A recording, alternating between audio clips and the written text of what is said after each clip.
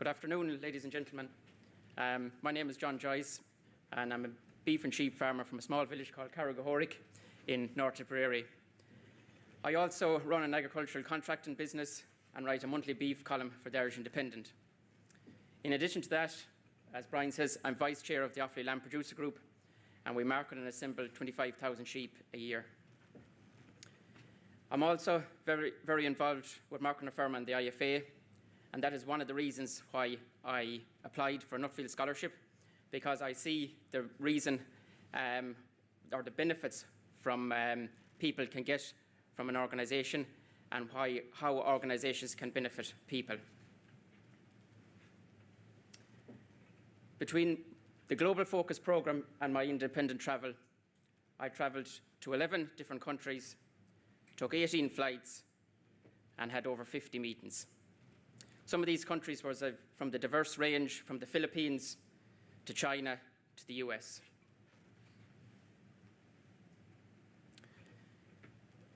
By being a beef farmer and involved with a very successful sheep producer group, I often wondered why there wasn't more beef producing groups in Ireland.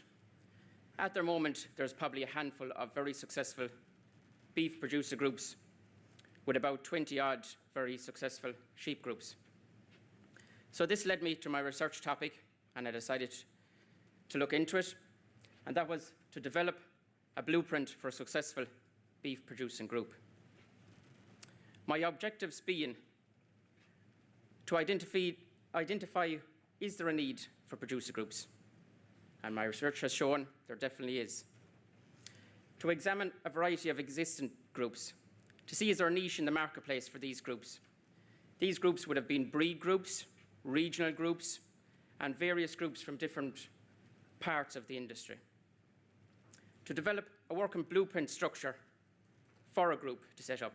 Now, initially, that would be for a beef producing group, but this blueprint can work for any group that would set up for the structure of it. And you will see that diagram on the next slide. To research, would meat factories actually embrace this idea? What would they think about it? Would they take it on board? My findings saw that the bigger meat plants and processing plants were very interested in it. Some of the smaller ones, independents, thought they might get overpowered with numbers. And my final objective was to explore, will farmers join groups? Sometimes as farmers, and especially as Irish farmers, we like to do our own thing. We don't like to tell our neighbours what we're actually doing. And sometimes we like to shop around for the best price, but sometimes the best price isn't maybe always the best. So here's a diagram of my blueprint structure for a successful producer group. Now, some of you might say I didn't reinvent the wheel here. But like any organisation, it needs excellent governance.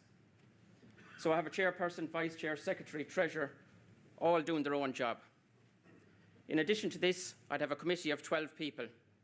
Half of that committee, 6 people, alternating around every second AGM, stepping down. So half the committee stepping down at any one time. This would mean half the committee getting re-elected. It would allow new people into the producer group, a new vice, and it would stop existing members staying on that committee. So I would also put in place that no committee member should serve any more than 2 terms back to back. External to that, you need a facilitator. This is somebody that will organise the livestock, liaise with the meat factories and the farmers. This, I believe, and a number of groups I have researched haven't done this, but this, I believe, has to be a person totally independent to the committee structure. So is there a need for producer groups? And some of you in the audience might say, well, why would it benefit me? Why should I join a group? A group should maximise farmers' returns. Instead of selling as an individual, you're selling as a collective. So you have a large number of animals to sell at a particular time.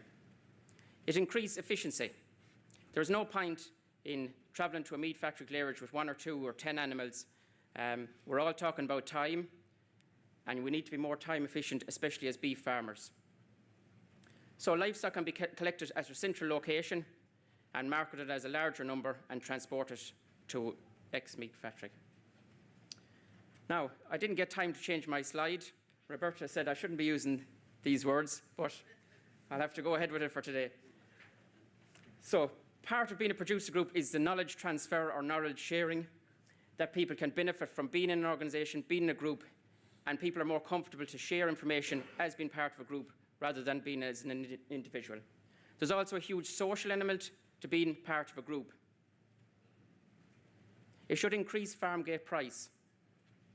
For the last 20 years, we've made great strides in breeding, grassland management, reseeding, buildings, infrastructure, but we've done little to improve farm gate price. Albeit, Borbia has done an excellent job in marketing our product abroad. Speaking to meat factories and processing plants both here and the UK, I sometimes got the feeling that they like to deal with people individually. So the divide and conquer rule, I think, was at the back of their head. But my blueprint should benefit all in the industry, from farmer to meat processing plant to hauliers.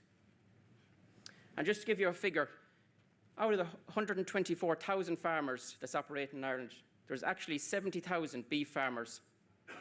That's 70,000 farmers working on an individual basis, selling beef animals to meat factories, sometimes in very small numbers.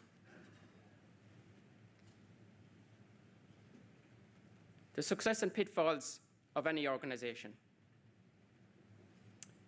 For a successful producer group, you need member commitment.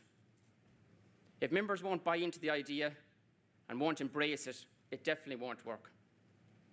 I also believe there should be a monetary value or monetary free fee for joining any group. You definitely need planning and vision, and any group that sets up needs a short-term plan, 1 to 3 years, 3 to 5 years, and if that group is successful, definitely a long-term 10-year plan, 10-year vision of where the group is going. I believe communications is vital. No more than any part of society, if a member feels like they're being left outside the loop, they won't buy into the idea.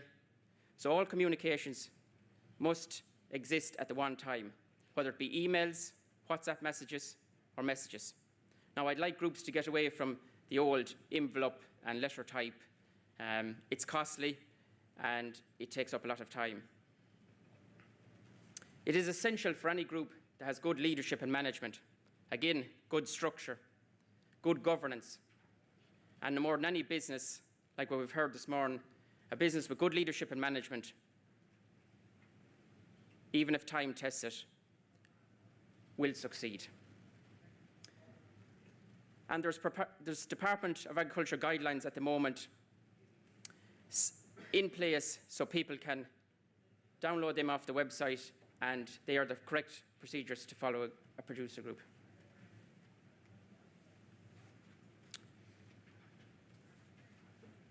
Included in my report are 4 case studies: Colorado, Offaly, New Zealand, and Scotland.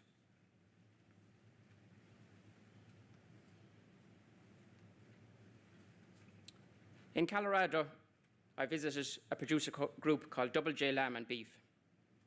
They operated in a small town called Fort Collins in the foothill of the Rocky Mountains. Now, by Colorado's environment, a lot of animals are reared extensively. It's very dry climate, not much grass around, so it's very extensive. But most of the sheep and beef are finished intensively. So this group was a double tier. First of all, they set up a group to market and assemble livestock on a weekly basis, and they supplied meatworks in New York. Second of all, they put in place a procedure where you, as a farmer, could place your stock in a feedlot, pay on a B&B basis, and that livestock would be marketed and sold through the group. And I think this worked very effectively for them. One point that I thought was very negative about this group was that one man seemed to control the whole operation. He was both chair, vice chair, secretary, coordinator, and it just seemed a little bit too much. I didn't have to travel very far from my next case study, which was my own. I'm a member of this producer group and vice chair. I thought it was very important to look at this group. It's in existence for 40 years, and time has tested it, but I think it's a very successful group because of member commitment and an excellent facilitator. I spoke to a man called David Kidd in New Zealand who's involved with producer groups. My findings in New Zealand was most farmers have sufficient scale in their own operation, i.e. number of livestock. They can fill a truck at any one time, so they have more selling power in marketing the produce. Finally, I visited JSR Farming Group in Scotland. This is an example of a breed group, that being the stabiliser. This group of farmers got together to develop this breed group, and they market their produce to Morrison's supermarket in the UK under a brand name called Givendale Prime. Steer and bull beef was marketed through this system, and the replacement heifers were sold to other members of the group and to farmers outside it.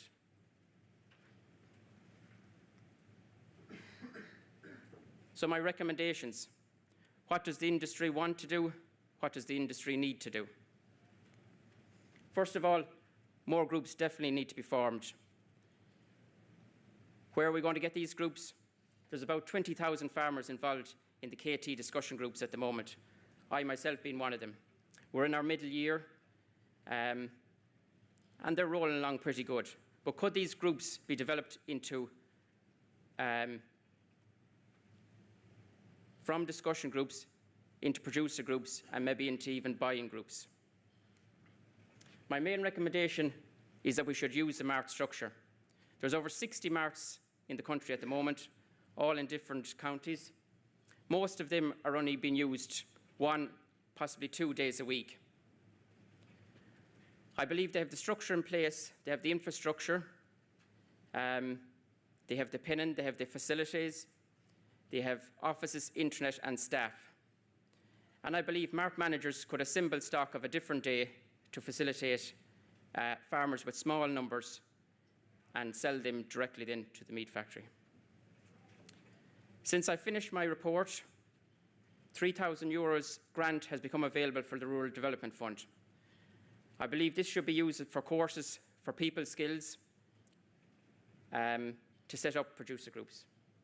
And finally, more technology needs to be used in existing groups.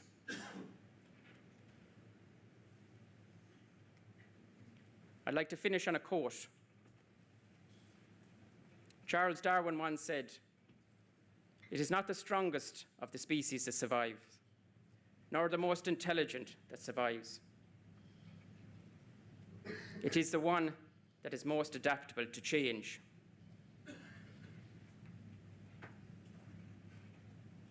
So we'll just think about that. For the industry to develop, change is necessary. I believe that the development of beef producer groups is one positive change that could forward our industry.